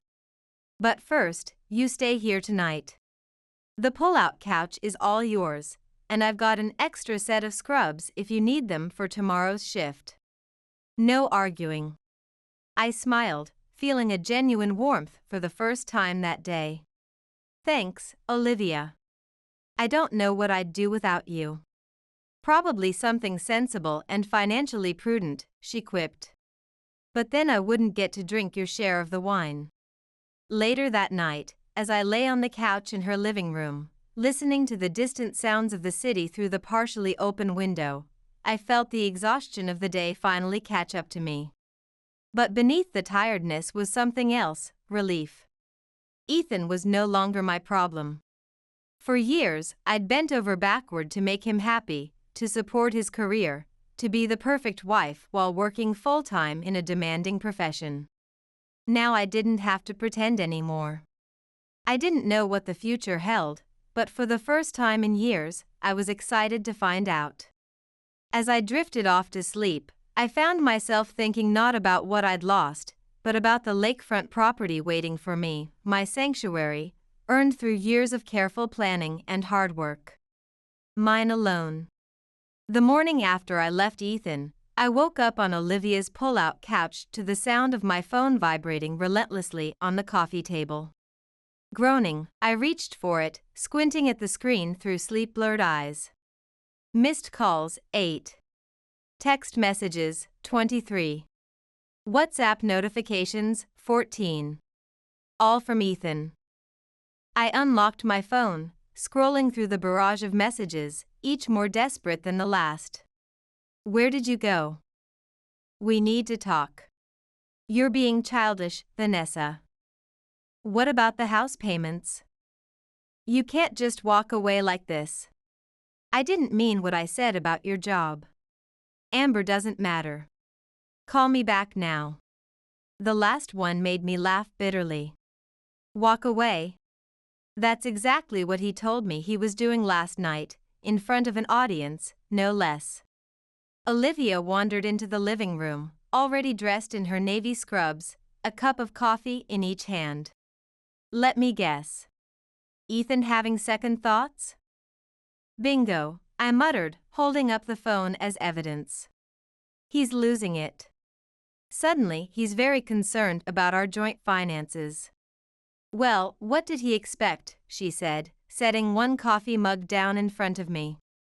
The aroma of hazelnut creamer, my favorite, wafted up. You don't get to treat someone like garbage at your own birthday party and then act shocked when they stop putting up with it. Especially someone who literally spends her life taking care of others. I nodded, wrapping my hands around the warm mug. He's not used to consequences. He's always gotten away with everything, his arrogance, his dismissiveness, his financial irresponsibility. But this time he's not getting what he wants. Damn right he's not, Olivia said, a satisfied grin on her face as she perched on the arm of the couch. So what's the plan? You working tonight? No, I'm off for the next 2 days. I think I need to figure out my next steps. Later that day, as Olivia left for her shift, I received another text, but this one caught my attention. I'll come by the house this evening. We need to sort this out. I've sent Amber away. My house. He was still acting like it was his, like he had any right to come and go as he pleased. I thought about replying, telling him to stay away, but then I remembered something Olivia had said over breakfast. Let him stew in it for a while. Let him feel what it's like to be the one waiting for a response. Instead, I ignored the text and spent the day with Olivia's 10-year-old son Jake, who returned from his father's place around noon. We made cookies, played board games, and I helped him with his science project, a model of the circulatory system that he was determined to make gross but accurate. It felt good to focus on something simple and genuine after years of navigating Ethan's complicated expectations. By the time I returned to my house that evening, Ethan's sleek BMW was already parked in the driveway, its custom rims gleaming under the streetlights.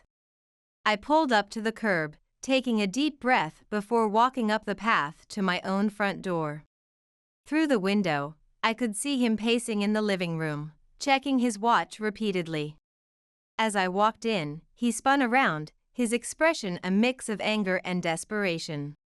You finally decided to show up, he said, his voice sharp but with an undercurrent of uncertainty I'd rarely heard before. I live here, I replied calmly, setting my purse down on the counter. The house felt different somehow, like a stage set rather than a home. What are you doing here, Ethan? We need to talk, he said, his tone softening as he took a step toward me. This has gotten completely out of hand. I said some things I didn't mean.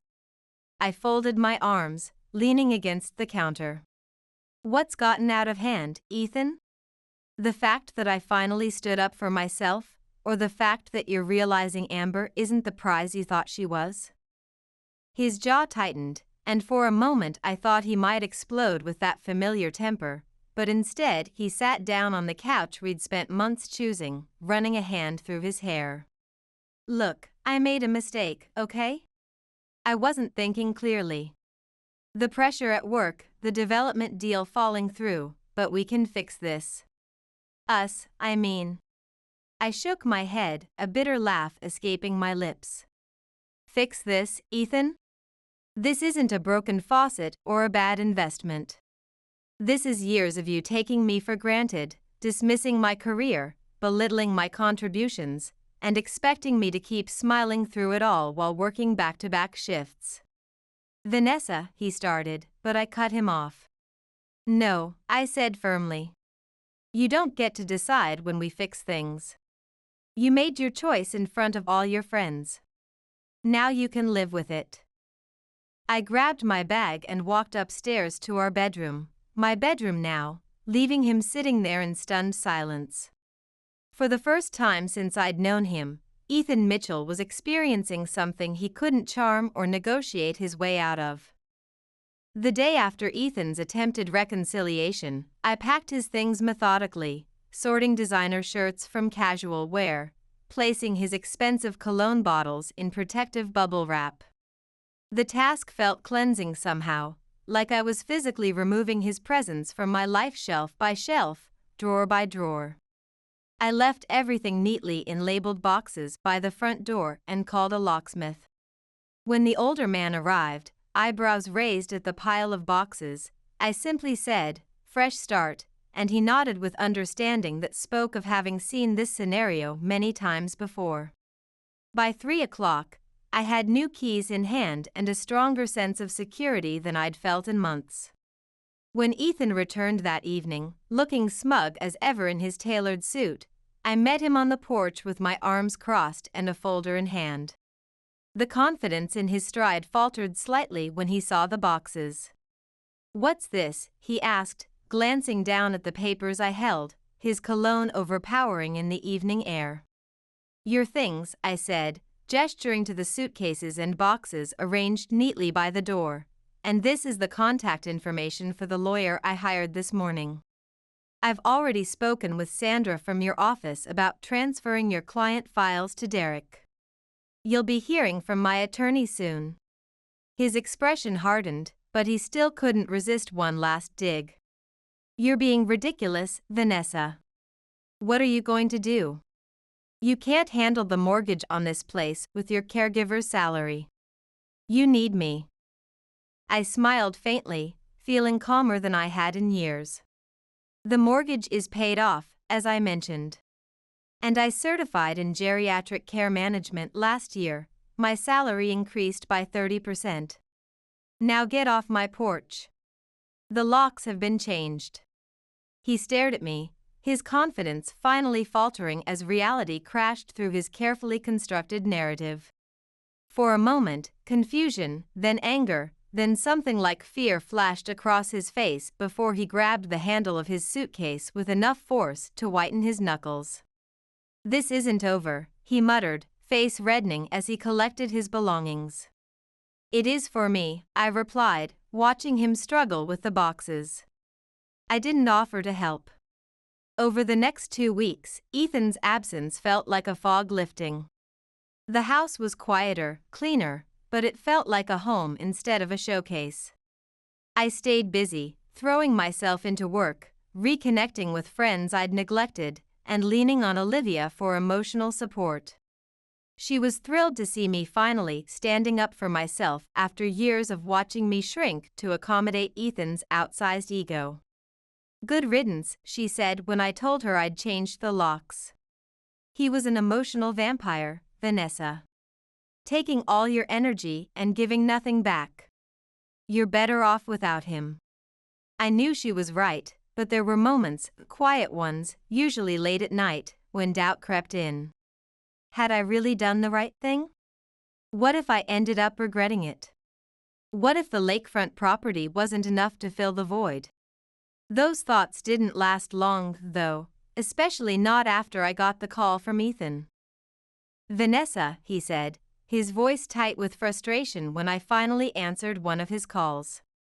"We need to talk." I sighed, finishing the charting on Mr. Donahue's care plan before responding. "What do you want, Ethan? I've been working a double shift, and I'm not in the mood for games." "It's Amber," he said, bitterness dripping from every word. "She's gone."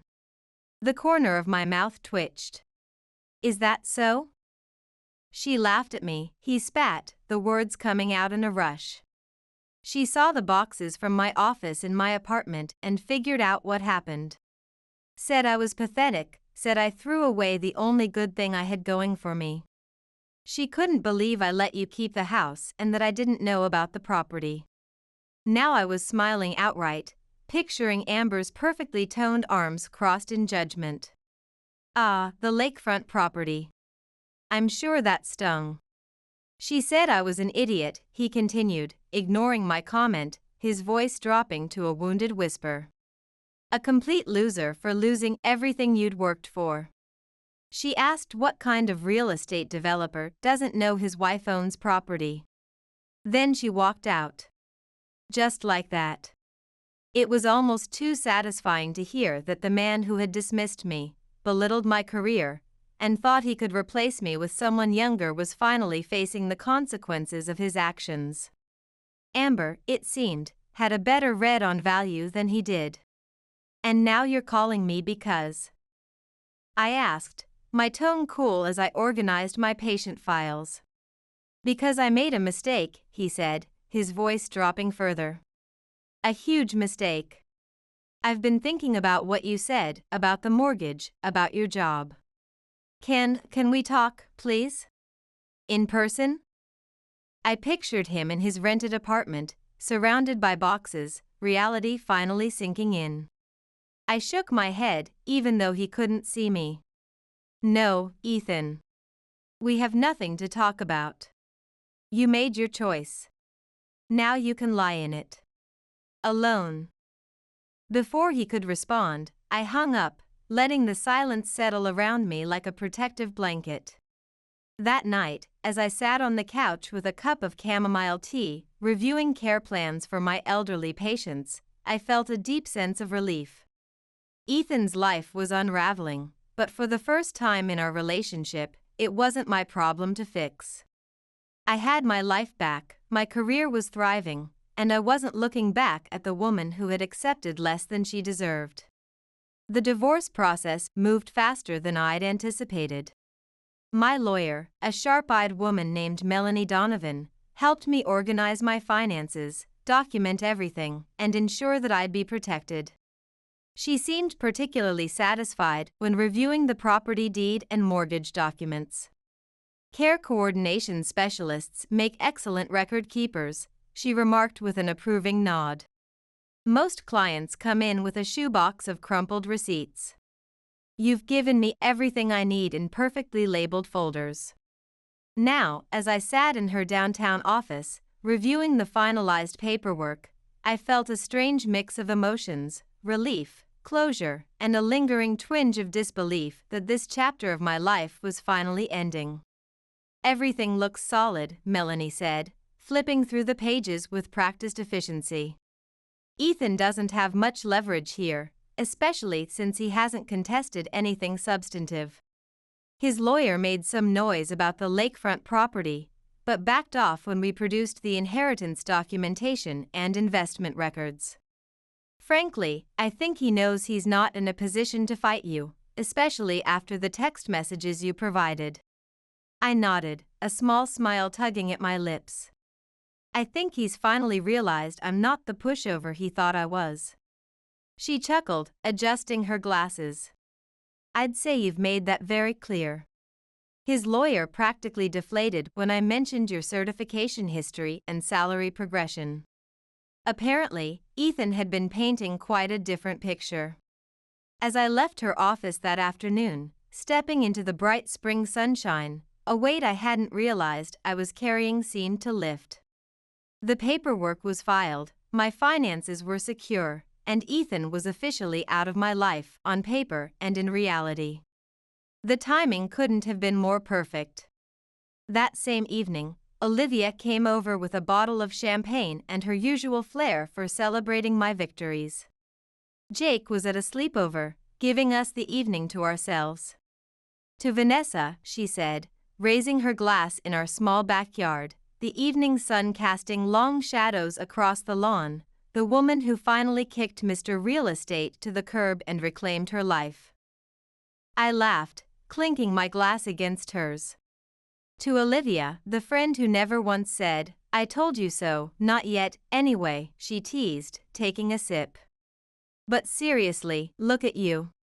3 months ago you were tiptoeing around Ethan's ego, and now you're a free woman with property. How does it feel? Honestly? Like I can breathe again, I admitted. Like I've been wearing shoes that were too tight for years, and I finally took them off. As the night went on, we talked about everything: my plans for visiting the lakefront property that weekend, her latest dating misadventures, Jake's science fair victory, and, of course, Ethan's dramatic fall from grace. "So," Olivia said, leaning back in the patio chair with a smirk, "do you think he's still crying over Amber while living in that sad little apartment?" "Probably," I replied, grinning. "But it's not like he has much else going for him.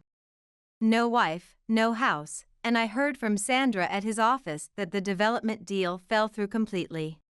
The investors pulled out when they realized he'd misrepresented the zoning permits. Honestly, I almost feel bad for him." "Almost," Olivia said, laughing and refilling our glasses. That night, after Olivia left, I sat alone in the quiet of my home, wrapped in a soft throw blanket on the porch swing. I reflected on everything that had happened since that fateful birthday party. The old me, the one who bent over backward to keep Ethan happy, who worried endlessly about his approval, who scheduled her shifts around his social calendar, felt like a distant memory. This new version of myself, the one who could laugh at his downfall and find joy in reclaiming my life, was someone I was just getting to know, but I liked her. She was stronger than I'd imagined, more capable than Ethan had ever given her credit for. He had underestimated me, but I hadn't underestimated myself. As the crickets chirped in the garden I'd planted last summer, while Ethan complained about the dirt under my fingernails, I felt like I was exactly where I was meant to be. Sometimes the most valuable gift isn't what you receive, but what you reclaim. The weeks after the divorce was finalized were a whirlwind of change, but the chaos felt like mine to control. Without Ethan's shadow looming over every decision, I found myself rediscovering the pieces of me that had been buried under years of his criticism and demands. It wasn't just about rebuilding, it was about thriving on my own terms. One of the first things I did was visit the lakefront property. For so long, it had been this abstract symbol of hope, a promise of something better for our future, but now it was mine, completely untethered from Ethan or his superficial values. When I pulled up to the property, nestled against the backdrop of a serene lake and surrounded by towering pines, I felt a rush of pride warm my chest. I'd done this. I'd made this dream a reality, not for Ethan, not for us, but for me. Inside, the cabin was everything I'd imagined, cozy but spacious, with large windows that framed the picturesque view of the lake. The hardwood floors creaked pleasantly underfoot as I walked from room to room, mentally placing furniture and planning renovations. The kitchen needed updating, but the stone fireplace was perfect, exactly like the one Mrs. Abernathy had described in her childhood home before teaching me about municipal bonds. I spent the weekend there alone, unpacking boxes, arranging the few pieces of furniture I'd brought, and savoring the peace that came with knowing I no longer had to share this space with someone who didn't value what mattered to me. Olivia came to visit the following weekend, bringing Jake and her usual brand of contagious energy. "This place is amazing," she exclaimed, spinning in a slow circle in the living room while Jake immediately raced to explore the lakeshore.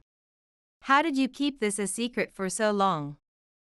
"I don't know," I admitted, laughing as I watched Jake skip stones across the water's surface. "I think I wanted it to be perfect before I shared it with anyone, and honestly, part of me was afraid Ethan would find a way to ruin it, turn it into another investment property or demand we sell it for something more prestigious." "Well, it's perfect now," she said, plopping onto the window seat, "and you deserve every bit of it. Jake and I are claiming visiting rights, by the way. This is officially our summer escape." I smiled, feeling a warmth that had nothing to do with the sunlight streaming through the windows.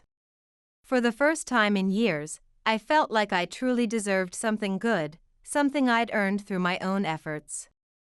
As the weeks turned into months, I started to fill my life with things I'd put on hold for too long. I took up photography again, spending hours capturing the beauty of the lake and the surrounding woods at different times of day. I joined a local book club, something Ethan had always scoffed at as a waste of time for bored housewives, and I started traveling, not for work, not to meet anyone's expectations, but simply because I wanted to see more of the world.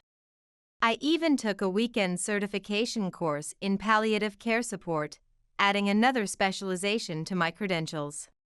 Each new experience felt like a small rebellion against the version of myself I'd been with Ethan, the careful, accommodating wife who shaped her interests around his approval. I wasn't just living, I was expanding into spaces I'd once been afraid to claim. One evening, as I sat on the deck of my lakefront property with a glass of wine in hand, watching the sunset paint the water in shades of gold and pink, I thought about the life I'd left behind. There was no anger anymore, no bitterness, just a quiet gratitude for the lessons I'd learned and the freedom I'd claimed for myself. My phone buzzed with a text from Olivia. Guess who I saw looking miserable at the grocery store? Hint, his hair wasn't perfectly styled and his shirt actually had a wrinkle. I smiled but didn't feel the need to respond immediately. Ethan's struggles no longer defined my happiness, and that was perhaps the most liberating realization of all. A few months after the divorce was finalized, life felt like it had finally settled into a new rhythm.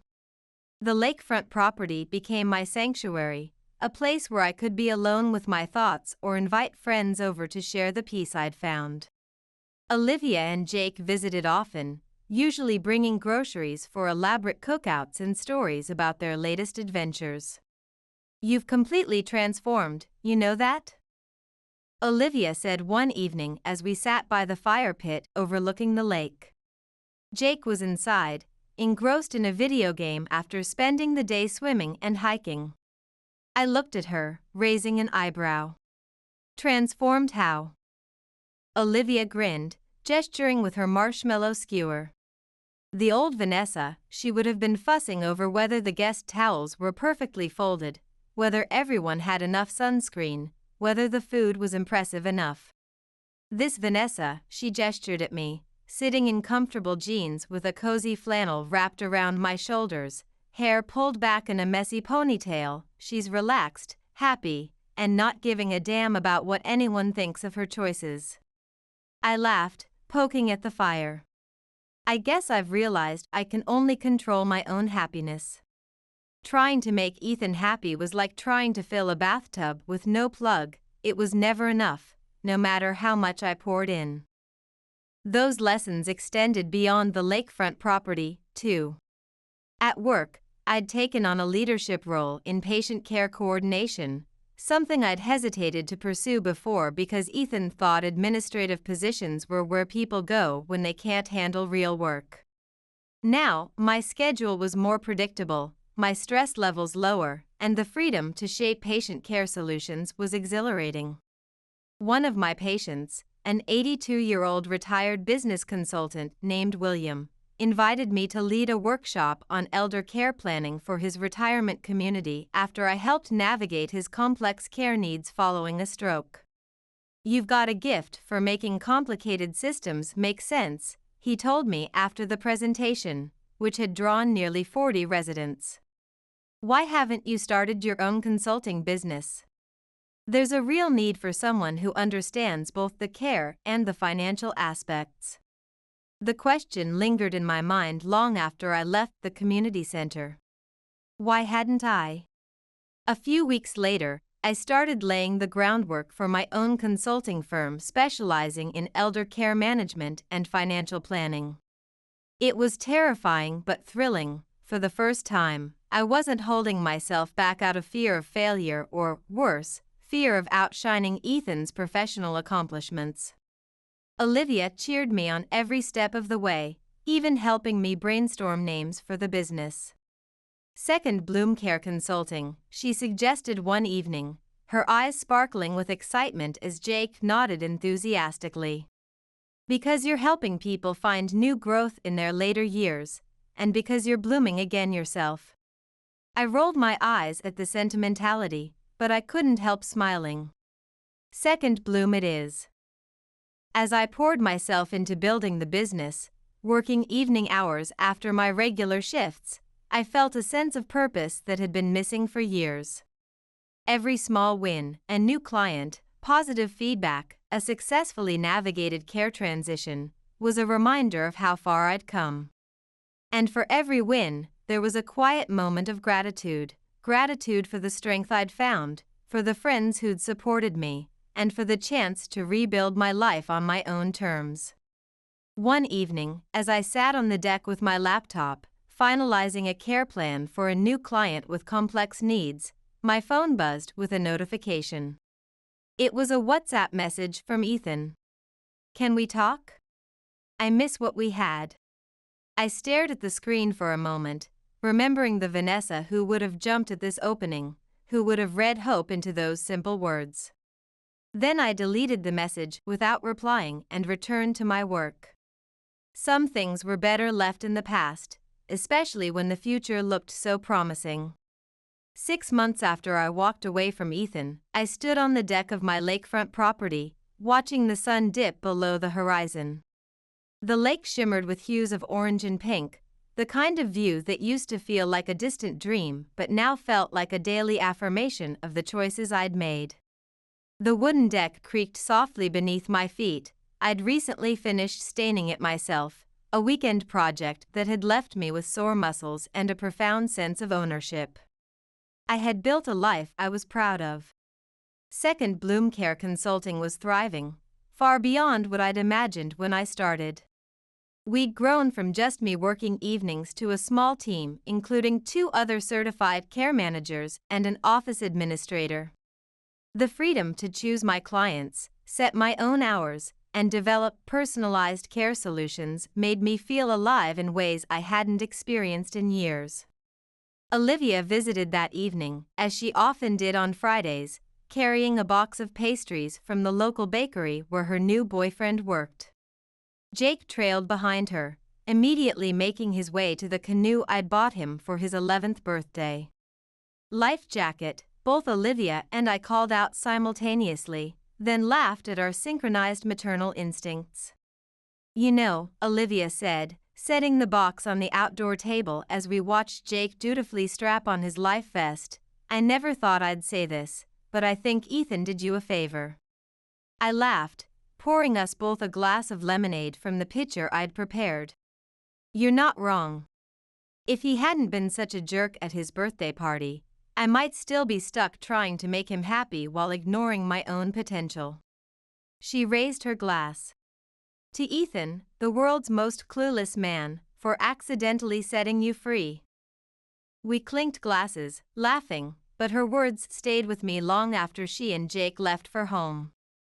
I'd been so focused on moving forward that I hadn't stopped to reflect on just how much had changed. The timid version of myself who constantly sought Ethan's approval, who scheduled her life around his preferences, who downplayed her accomplishments to avoid threatening his ego, she felt like a stranger now. This new life wasn't just about escaping a bad marriage, it was about rediscovering who I was at my core, what I wanted from my career and relationships, and what truly made me happy. The answers I'd found were simpler than I'd imagined: meaningful work, genuine connections, quiet moments by the lake, and the freedom to make my own choices without constant judgment. As the stars began to dot the sky, I returned to the kitchen table where I'd left my notebook open. I'd been jotting down ideas for expanding Second Bloom, a workshop series for family caregivers, a partnership with local healthcare providers, potential office space in the downtown medical complex. Dreams that once would have seemed impossible now felt within reach. Later, as I closed the notebook and returned to the deck for one last look at the moonlight on the water, I realized something profound. I wasn't just free from Ethan's expectations, I was free from my own limiting beliefs, the ones that had kept me small and scared for so long. A month later, I received an email from the director of the Regional Elder Care Association. The subject line read, "Keynote Opportunity, Annual Conference." Curious, I opened it and scanned the message. They wanted me to speak at their upcoming conference about innovative approaches to elder care management, highlighting the success of Second Bloom's integrated financial and care planning model. For a moment, I hesitated. Public speaking had never been my strong suit. Ethan had often mocked me for fumbling over my words during care plan presentations, let alone something as formal as a keynote speech. But this time, his voice didn't matter. I hit reply and typed, "I'd be honored to participate. Please send the details so I can begin preparing." Creating the keynote became a new focus, and with encouragement from my team and Olivia, I poured my energy into crafting a presentation that felt authentic to my experiences and valuable to the audience. "Don't sugarcoat anything," Olivia advised as she helped me rehearse. "Tell them about the hard parts, the messy transitions, the family conflicts. That's what people need to hear, that it's complicated but manageable with the right support." And that's exactly what I did. The day of the conference arrived, and as I stood backstage waiting for my introduction, I felt a familiar mix of nerves and excitement. My new navy blazer felt professional yet comfortable, nothing like the restrictive designer outfits Ethan had insisted were appropriate for professional events. When the host introduced me as Vanessa Thorne, founder of Second Bloom Care Consulting and a pioneer in integrated elder care management, I walked onto the stage to enthusiastic applause. Taking a deep breath, I began. "My name is Vanessa, and a year ago, I never would have imagined standing here. Back then, my life revolved around trying to meet the expectations of someone who didn't see my true value. I was a certified care specialist who downplayed her expertise at home. But today, I'm here because I chose to believe in that expertise, to build something meaningful with it." As I spoke, sharing the story of how Second Bloom was born from both professional experience and personal transformation, I noticed people in the audience leaning forward, nodding in recognition. Healthcare professionals, administrators, family caregivers, they were connecting with the human story behind the professional journey. After the speech, several attendees approached me to share their own stories of career transitions and personal growth. "You inspired me today," one woman said, a care coordinator from a rural hospital. "Thank you for reminding me that our expertise has value beyond what others might recognize." Her words stayed with me as I drove back to the lakefront property that evening, windows down, feeling the spring air against my skin. Every mile felt like further confirmation that I was on the right path. That night, as I sat on the deck with a simple dinner and a glass of wine, I thought about everything that had led me here: the public humiliation, the painful revelations, the difficult decisions. It had all been part of a necessary journey. Ethan was a distant memory now, his texts and calls long since blocked, his attempts at reconciliation ignored. I no longer needed validation from him or anyone else who couldn't see my worth. I had built a life I loved, one conscious choice at a time, and it was just getting started. This was my story now, written in my own hand, one meaningful page at a time.